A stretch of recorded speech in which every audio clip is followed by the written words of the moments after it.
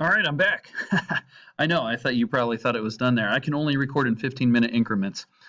But anyway, where did we leave off? We said Rutherford, he expected the alpha particles to go straight through the gold foil, and the reason why they use gold is because you can hammer it to something that's really, really crazy thin.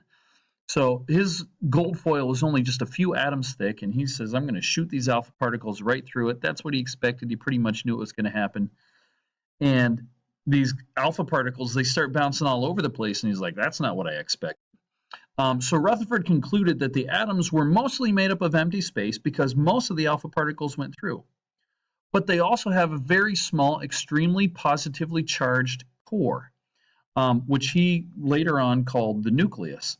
So if you take a quick moment and click the gold foil experiment, go ahead and watch that video and we'll pause. It's only like 2 or 3 minutes, so let's pause right now. Okay, I'm back. So did you notice in the gold foil experiment, you could see the alpha particles, and most of the atom was empty space, but every once in a while, one of those alpha particles hit the nucleus, and then it kind of got thrown in an erratic pattern, which is kind of what you can see down here. Anyway, let's keep going. After that, by the way, here's Ernest Rutherford. Rutherford is credited with the discovery of finding the nucleus. So Ernest Rutherford and his gold foil project essentially discovered the nucleus of an atom. And you can see down here, this is the nucleus of an atom, and the nucleus consists of 2 parts. One part is the positive proton, and the other part is the neutron. Ernest Rutherford didn't really discover the neutron. It was some other scientist that discovered the neutron. Scientists were not able to account for the entire mass of the nucleus from protons only.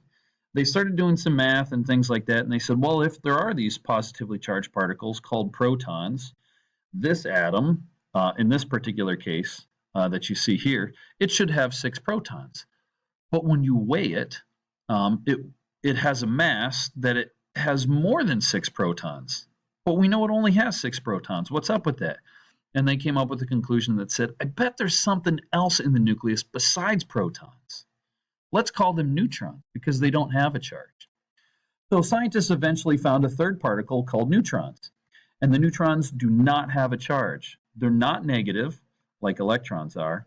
They're not positive like protons are. They're neutral like neutrons. So here's an awesome TED Ed video about visualizing the atom. You're going to love this. It's about 5 minutes. Some of you guys might remember it from years past, and I may have used it in the past, but it's a great reminder of how big the atom is compared to everything else and how dense the nucleus of an atom is.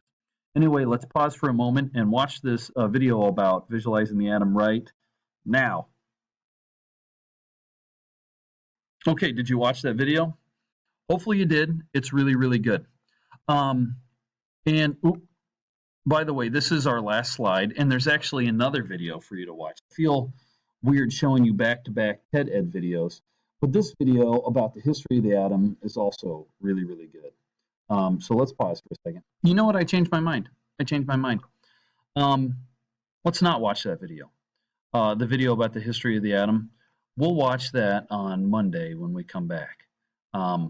And hopefully, everything that you've done today, you've taken some notes as we've gone through the slides, and you learned about how we know what the atom looks like. And it's based on people like Democritus, Ernest Rutherford, John Dalton, and people like that who have conducted these different experiments to show us what an atom looks like. Anyway, that's all I got for you today, and I don't have any homework for you or anything like that, so enjoy your weekend.